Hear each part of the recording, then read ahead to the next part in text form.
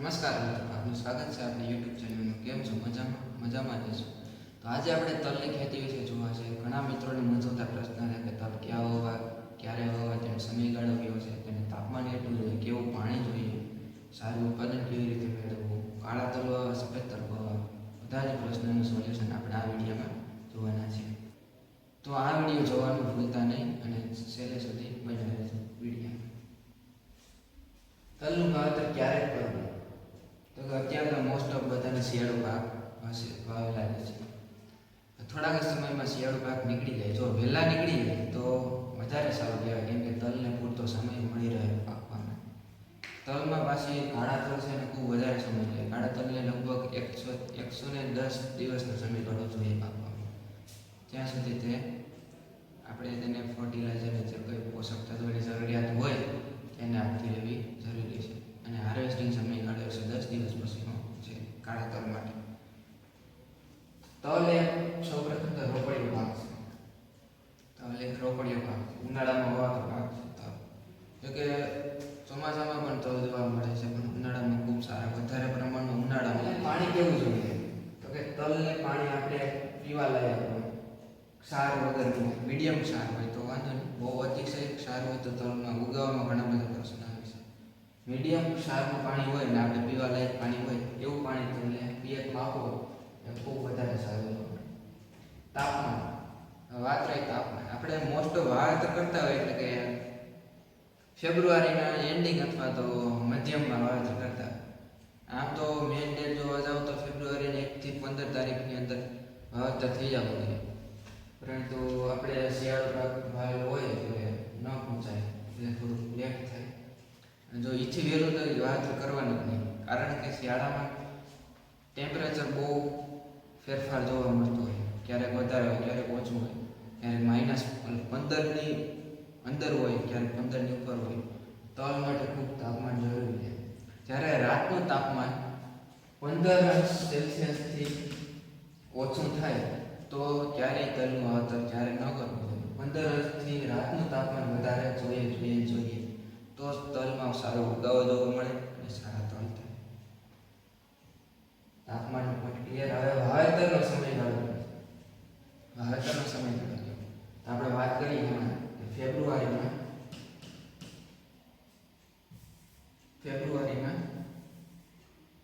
1 થી 15 તારીખ સુધીનો વાવેતર કરવું.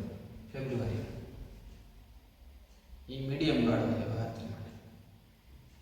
હવે ઘણા બધા પ્રશ્ન મૂંઝવતા હોય છે કે સફેદ તલ કે કાળા. તો કે ઉત્પાદન બંનેમાં કાળા તલમાં થોડુંક વધારે જોવા મળે અને ભાવ પણ વધારે હોય છે, બજાર ભાવ વધારે હોય.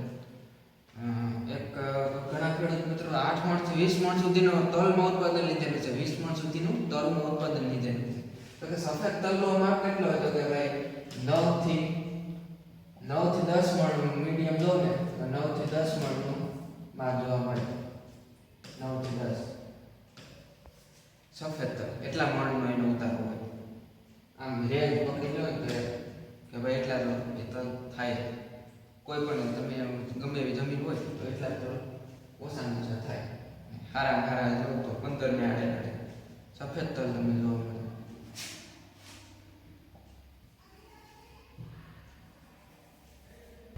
તલને વાવવા માટે કેવું બીજ પસંદ કરવું જોઈએ એ ખૂબ જરૂરી છે. માનો કે તમે તલનું બીજ લઈ લીધું અને વાવી દીધું અને ઉગાવો ન આવ્યો, આખી મહેનત પાણીમાં ગઈ. એટલે જ્યારે વાવેતર કરો એ પહેલાં આપણે બીજને ચકાસી લેવું જરૂરી છે કે આ બીજ કમ્પ્લીટ ઉગી રહી છે, જર્મિનેશન થઈ રહી છે કે નથી થઈ રહી, એ જોવું ખૂબ જરૂરી. એ કેમ જોવું? કઈ રીતે નક્કી કરવું કે આ બીજ વાવવા લાયક છે કે નહીં? તો જ્યારે આપણે બેગ લઈ આવીએ, જ્યાંથી આપણે બિયારણ લઈએ, એ બેગ આખું પેકિંગમાં હોય. એટલે તેને કોઈ સોય અથવા તો બ્લેડ વડે કટ મારી એમાંથી થોડા ઘણા દાણા લઈ લેવાના. દાણા લઈને એક રૂમાલ લેવાનો ભેજવાળો, અથવા તો ભેજવાળો થોડું પાણીનો છંટકાવ કરવાનો. એ રૂમાલમાં એ બધા દાણા મૂકી દેવાના. માનો કે 50 દાણા તમે એ રૂમાલમાં મૂકેલા છે અને 50 દાણામાંથી જો 40 દાણાનું જર્મિનેશન એટલે કે ઉગાવો થયો, મૂકી દે 40 દાણા અને 10 દાણા ન ઉગે, તો એ બીજ વાવવામાં કશું વાંધો નહીં. એ બીજ ખૂબ સારી રીતે આપણી જમીનમાં ઉગી શકે. અને માનો કે તમે 50 લીધા અને એમાંથી માત્ર 10 જ બી ઉગ્યા, તો એ ઉગાવો ખૂબ ઓછો આવે.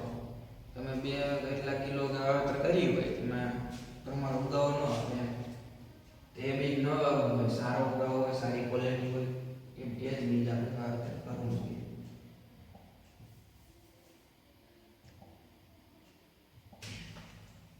ખેડ કેવી કરવી તલની? અત્યારે તો કે ઘણા એમને આવી જતા હોય છે, અત્યારે ઘણા ખૂબ આંતરખેડ કરતા હોય છે. બહુ આંતરખેડ ન કરવી તલમાં, કારણ કે જ્યારે પાકનો સમય આવે ત્યારે ફરો આવવાની બીક આપણે જોવાનું. બહુ આંતરખેડ નહીં કરવી. ખેડ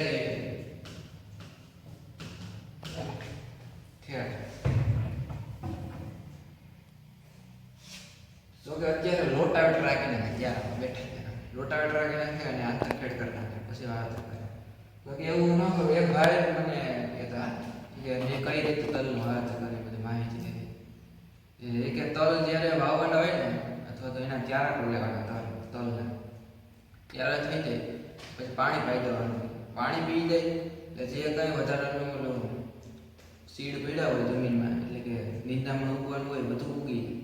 નિંદામણ ઉગે એટલે કોઈ પણ ઓલરાઉન્ડર દવા નોન સિલેક્ટેડ, કોઈ એક પાકને ન બોલાય, એક બીજને અથવા તો એક નિંદામણને ન મળે એવી નોન સિલેક્ટેડ દવા ઓલરાઉન્ડર ભડકાઈ ટૂંકમાં કહેવાય. ઘણા કહેતા હોય ભડકાય ને ઓલરાઉન્ડર એ દવાનો સકાઈ કરી દેવાનો એટલે બધું જ જે વધારાનું ખોળ હોય એ બધું નાશ થઈ જાય. એટલે ખેતરમાં ક્લીન થઈ ગયું. પછી એમાં જે જમીન સુકાઈ જાય એમાં તિરાડો પડે. એ તિરાડોમાં તલનો છંટકાવ કરી દેવાનો. છંટકાવ કરો એટલે તિરાડોમાં તલ અંદર ઉતરી જવાનું છે. ઉતરી જાય એટલે માથે પાણી લઈ દેવાનું. એ તલ બહુ ઊંડાઈને જાય ને તો ઉપર નહીં રહે, તો એમાં ઉગાવ ખૂબ સારો જોવા મળે. મારા ખેડૂત ખૂબ સારું માઇન્ડ મારેલું છે ભાઈ, અને એનાથી જો કે તલનો ઉગાવ સારો મળે અને એ કરવું જરૂરી છે. ટૂંકમાં કરવાથી કોઈ નુકસાની નથી એમ. તો આપણે વાત કરી એ પ્રમાણે બીજ વાવવું જોઈએ અને જોવું જોઈએ. કેમ કે આપણે એકવાર બીજ વાવી દીધું અને માનો કે ન ઉગાવ આવ્યો તો એ ભાઈ હવે કાંઈ નથી જેની પાસે લીધું એ કંઈ માનો કે 200-500 જે બીજ થતું એ આપી દે, પણ ખોટી આપણે મહેનત માથે પડે એવું ન કરવું જોઈએ. જેથી કરીને આપણે પહેલાં જોઈ લેવું કે બીજ ઉગાવો સારો છે કે નહીં. તલ છે જમીનને નુકસાન કરે કે નથી કરતા, અથવા તો કેવી જમીનમાં તલ થાય છે? તો કે જમીનમાં કોઈ પણ પ્રકારનું નુકસાન તલ કરતા નથી. કેવી જમીનમાં થાય છે? જો કે ચીકણી જમીનમાં બહુ તલ ન થાય, અને જો કોઈ વિસ્તારમાં આપણે પાણી ભર્યું રહેતું હોય, પાણીમાં ભરાવો હોય જમીનમાં, તો એ જમીનમાં તલ અશક્ય છે થવા. તલની વેરાયટી કઈ કઈ આપણે જોઈ તો કે એમાં સોડિયા તલ આવે અને સુપર તલ આવે સફેદ તલમાં, અને કાળા તલમાં ગુજરાત 10 નંબર જે યુનિવર્સિટી દ્વારા બહાર પાડેલું બી છે, અથવા તો કોઈ અત્યારે ઘણી બધી ફેસિલિટીઓમાં બિયારણ તમને જોવા મળ્યા હોય છે. તો આપણે જેટલી માહિતી જરૂરી હતી બેઝિક માહિતી એ બધી જ આપણે તલની માહિતી આપણે લઈ લીધી છે. અને કઈ વેરાયટી જોઈએ આપણે અલગથી વિડીયો બનાવશું, અને એક આપણે અડદના પાકનો વિડીયો બનાવશું. જો કે ગીરના ગીરના અડદને હવે અત્યારે જુનાગઢ યુનિવર્સિટીમાંથી ઓનલાઈન રજિસ્ટ્રેશન શરૂ થઈ ગઈ છે. સૌ પ્રથમ બધાએ વેબસાઇટ ઓપન કરીને JIU.in ઉપરથી તેનું રજિસ્ટ્રેશન કરાવી લેવું, જેથી કરીને ગીર સાવજ નામના અડદનું બિયારણ છે એ તમને મળી રહે. નહીંતર એવું થશે કે રજિસ્ટ્રેશન બધા થઈ ગયા હશે અને બિયારણમાં કદાચ ઘટાડો આવી શકે. એવું જરૂરી નથી કે બધું બિયારણ ઉપલબ્ધ હોય, તો વહેલી તકે તૈયાર કરાવી. જો તમને આ વિડીયો ગમ્યો હોય તો આપણા વિડીયોને લાઈક કરો અને શેર કરો અને સબસ્ક્રાઈબ કરવાનું ભૂલતા નહીં.